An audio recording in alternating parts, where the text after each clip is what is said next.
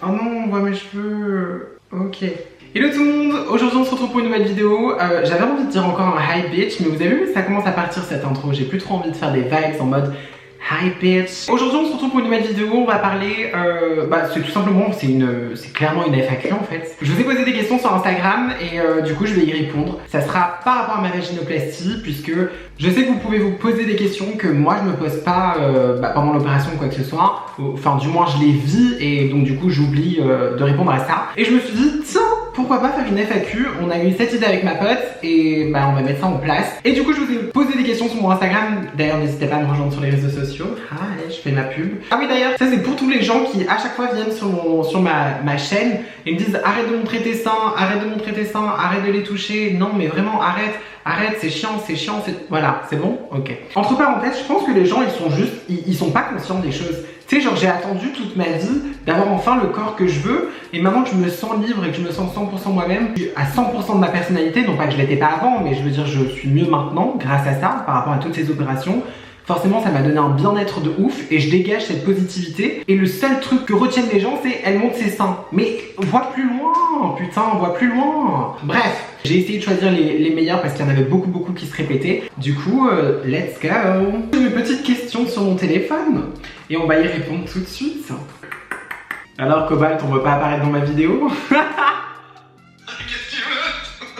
Il faut savoir que là je suis en vocal sur Discord, n'hésitez pas d'ailleurs à rejoindre mon Discord avec mon bot genre Yago. Tu fais la vidéo avec moi, tu vas être vu par plein de personnes, t'es content?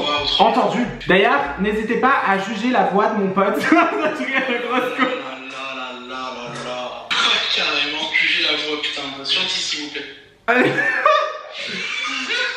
J'ai toutes les questions que j'ai screen sur mon téléphone, comme ça on va pouvoir y répondre. Mais franchement elles étaient pas mal, je sais qu'il y en a quelques-unes qui se répètent, du coup je crois que je vais vous les englober. Je trouve qu'il y a plein de questions intéressantes et ça va être pas mal, c'est pour ça que l'idée de la vidéo était trop bien en fait. Première question, alors déjà, stop, on est à, il faut savoir que je suis à, dans même pas 4-5 jours, je suis à 2 mois post-op. Et d'ailleurs aujourd'hui, petite parenthèse, je viens d'avoir mon sexologue et j'ai enfin le droit de découvrir mon vagin. D'entreprendre des choses avec des partenaires. Première question de Rachel Ndeti qui nous dit: as-tu essayé d'avoir de nouveau des rapports sexuels? Désolé si c'est trop perso. Alors comme je viens de répondre à la question juste avant, non, je n'ai pas pu avoir de rapports sexuels. Je vous avais dit que par rapport à cette opération, il me fallait au moins 2 mois avant de pouvoir découvrir ça et pouvoir être apte à pouvoir faire certaines choses. Donc du coup j'ai pas pu découvrir ça et j'ai pu d'ailleurs rien découvrir puisque je sais que en ce moment mon vagin, bon alors certes il cicatrise bien et tout mais c'est compliqué, je me vois pas. Je sais que j'ai eu une discussion aujourd'hui avec mon sexologue et j'étais là en mode, parce qu'il m'avait posé la question bêtement en mode est-ce que j'ai déjà commencé à essayer de découvrir tout ça, et j'ai trop peur. Genre je sais que je pourrais, mais vous savez quand vous sortez d'une lourde opération, surtout que c'est un nouveau sexe, t'as pas hâte, en plus j'ai des petites douleurs avec les dilates et tout, donc j'ai pas l'idée de vouloir m'approprier ça encore. Je pense avant tout qu'il faut se sentir prête pour ça et je me sens pas ready for that, ok? Une autre question de Valentin qui nous dit: coucou, est-ce que ton vagin ressemble à celui d'une femme cisgenre? Désolé si je me suis maladroitement exprimée. Oui et non, non. Alors oui et non pour sa question dans le sens que chaque vagin, chaque vulve, je sais pas comment on appelle ça, je crois que c'est vulve, on m'avait corrigé dans les commentaires, est différente. Comme chaque pénis est différent. Je peux pas vous dire que mon vagin ressemble à celui d'une femme cis. En tout cas, quand ils font l'opération, ils s'en rapprochent le plus. Puisqu'ils font un vagin tout simplement. Non, je peux pas vous dire ah oui, il ressemble à ci, il ressemble à ça, puisque même chaque femme, toutes les femmes ont des vulves différentes.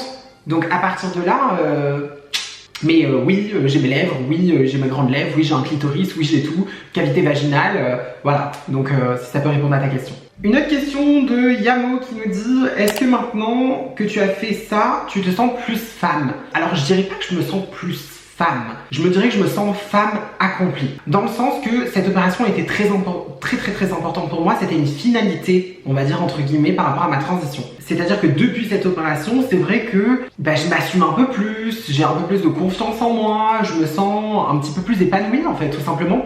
Ça a été un grand changement physiquement, mais comme psychologiquement. Et d'ailleurs, j'en ai pas encore tous les effets. C'est-à-dire que pour moi, je suis encore choquée psychologiquement. Enfin, du moins, ça commence à être, je commence à réaliser petit à petit, mais c'est pas fini, puisqu'il y aura plein de découvertes encore par rapport à ce nouvel instrument, si vous voyez ce que je veux dire.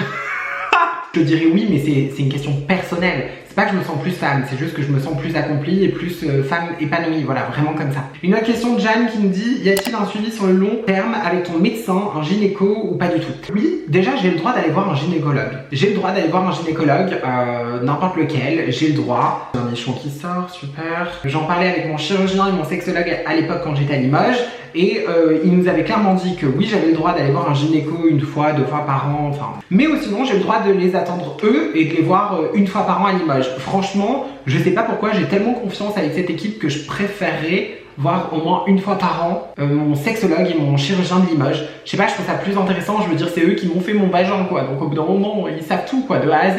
Vous savez, j'ai un vagin, je veux dire, certes, il a été créé, construit, reconstruit, vous pouvez utiliser les mots que vous voulez, même si c'est plus une reconstruction. C'est pas pour autant que c'est un vagin d'extraterrestre, hein. Enfin je veux dire c'est un vagin comme un autre vagin quoi. Donc il n'y a pas de souci à aller voir un gynécologue pour ça. Une question de Trippy qui me dit, au niveau des douleurs, elle me dit aujourd'hui, est-ce que tu as encore mal? Et ben au bout de 2 mois bientôt, oui, j'ai quand même des douleurs, comme je vous disais, par rapport à la cicatrisation, par rapport à tout ça, j'ai encore des douleurs. Surtout au niveau des lèvres, enfin c'est quand même assez douloureux entre guillemets. Oui, voilà, ça peut répondre à ta question, oui. Ensuite une autre question de Grim Boniris qui nous dit, je me demandais si l'opération influe sur la pousse des poils. Cette question je la trouvais super importante, enfin intéressante, comme toutes les autres questions, mais je me suis dit c'est vrai qu'il y en a qui pensent qu'il faut absolument faire du laser pour aller faire cette opération.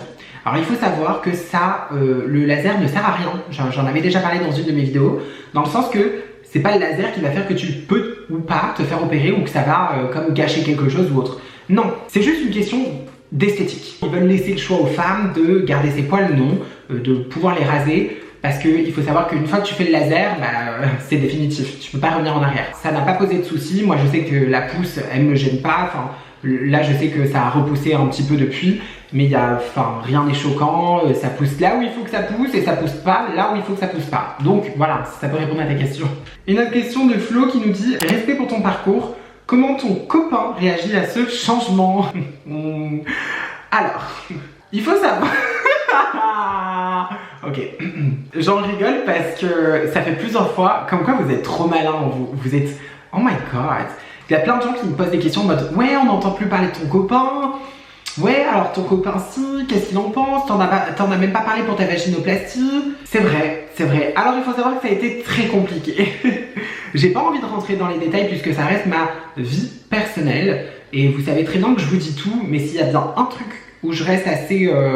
c'est mon petit jardin secret quoi, assez privé, ça reste mon couple et un peu ma famille. Le seul truc que je dirais c'est que ça a été compliqué pendant cette période, que ça soit pour moi comme pour lui. Même à ce jour encore ça reste compliqué. C'est pas une question, je peux pas vous dire c'est une question de il a accepté ou il a pas accepté, c'est pas le cas parce que il attendait cette opération avec impatience, ça reste quelque chose d'important surtout pour notre relation. Mais voilà, la vie fait que, j'en ai parlé même à mon sexologue, fait que des fois il y a des choses qui peuvent un petit peu chambouler.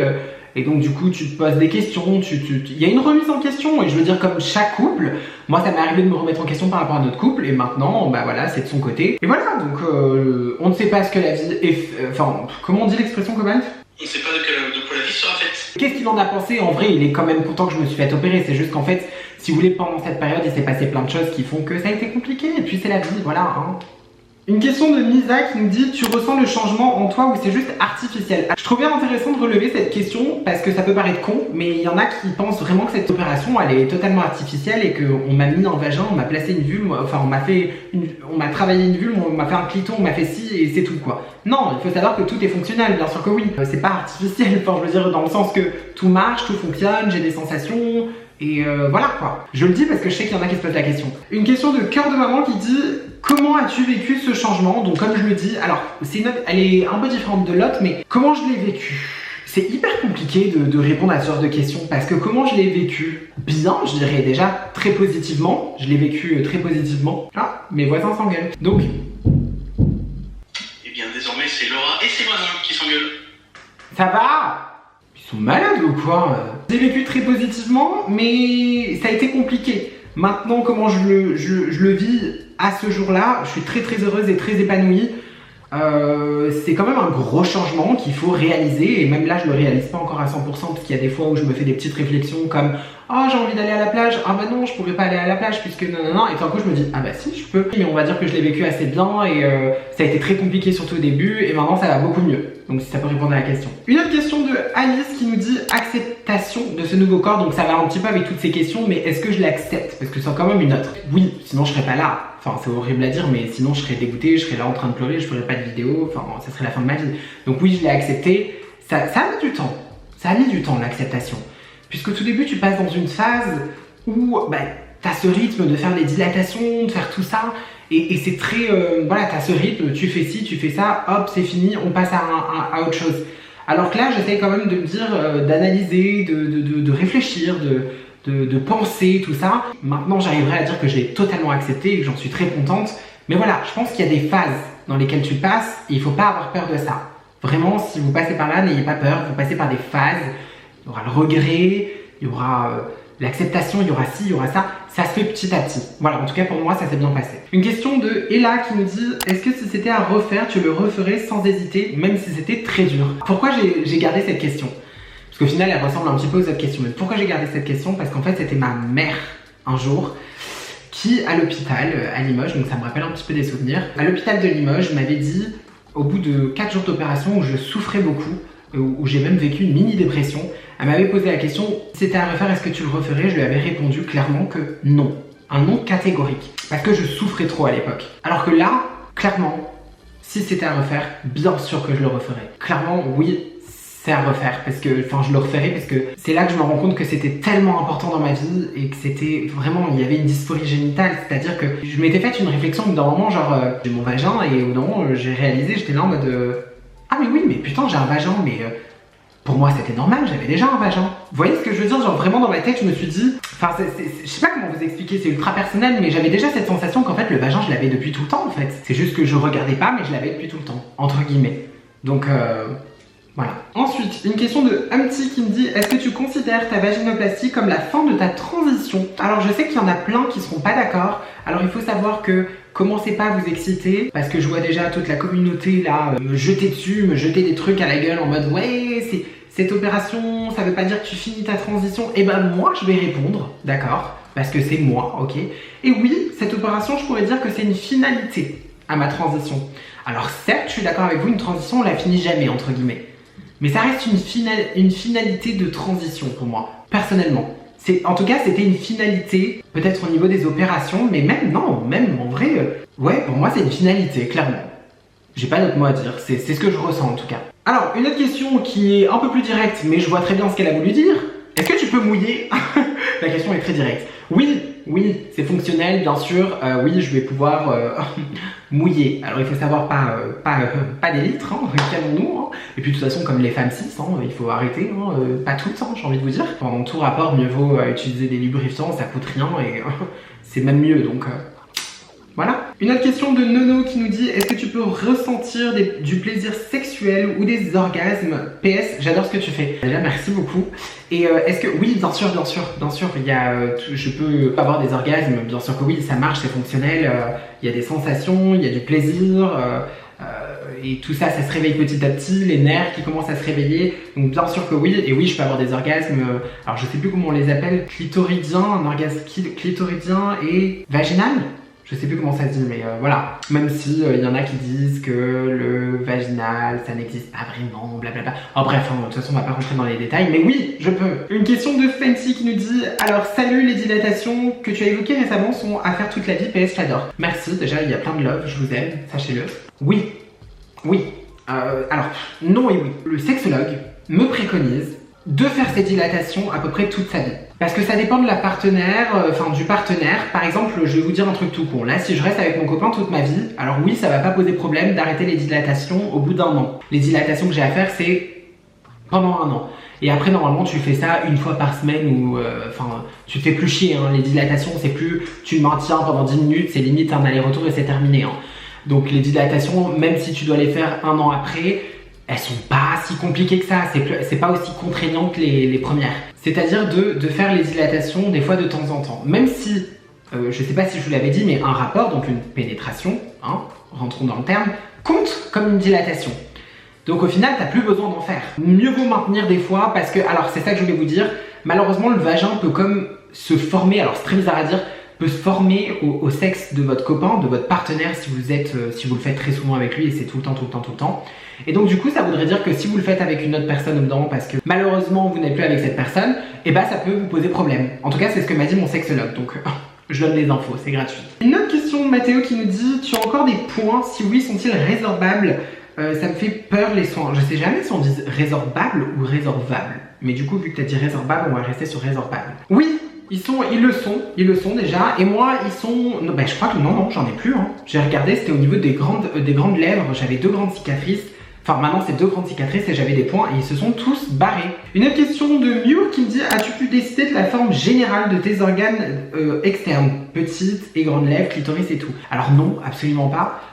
Comme je l'ai dit, chaque vagin est différent, donc déjà je vois pas pourquoi tu le choisirais. Je veux dire, c'est pas un catalogue non plus, c'est pas une chirurgie. De base, c'est pas une chirurgie esthétique, hein, qu'on se le dise. Hein. C'est quand même une reconstruction. Pour moi, c'est de la reconstruction. Donc, c'est lui qui fait avec sa connaissance, c'est son savoir-faire et c'est tout, quoi.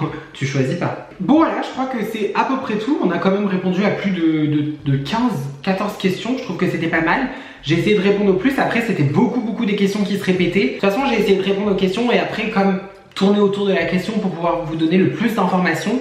Mais je trouve que cette vidéo elle était quand même intéressante à faire puisque voilà, comme je vous ai dit, toutes ces questions, voilà, c'est pas des questions que je me pose ou du moins je me les pose à moi-même et après j'y réponds très vite dans ma tête. Et c'est vrai que je peux comprendre que ça peut vous intéresser et c'était le but de cette vidéo. En tout cas, j'espère que j'ai répondu à toutes les questions et correctement. Encore une fois, c'est de mon point de vue personnel. Je sais que chaque transition est différente, parce que même les opérations, alors pas les opérations sont différentes, mais chaque ressenti est différent, pardon.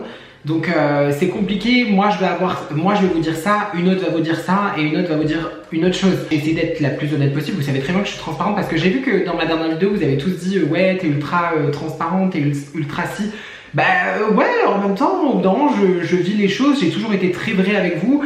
Et peu importe si ça peut choquer, déjà je vois pas pourquoi ça choquerait d'être cru ou de dire les choses comme elles sont, puisque au bout d'un moment je pense qu'on est tous humains, je vois pas pourquoi j'essaierais de faire genre la meuf, ouais j'ai vécu ça mais c'était super chill. Non, je vous dis la vérité, que ça soit les points négatifs comme les points positifs. Donc voilà, au moins je vous ai tout dit. D'ailleurs n'oubliez pas que mon anniversaire c'est le 4 février, hein, je laisse ça comme ça, Cobalt écoute bien, parce que voilà. dis la meuf que c'est moi qui oublie le... Du coup j'espère que cette vidéo vous aura plu, moi je vous fais de très gros bisous, n'hésitez surtout pas à liker, n'hésitez pas à vous abonner, c'est genre méga important, enfin si vous avez envie de me suivre en fait tout simplement, après c'est important parce que le référencement fait que, mais si vous avez envie de suivre c'est gratuit, vous avez ma petite tête qui va s'afficher là avec ma dernière vidéo et sur ce on se dit à la prochaine YouTube, bisous sur vos petits vagins et pénis. Carrément, vagin et pénis donc. Ah j'ai pas le temps.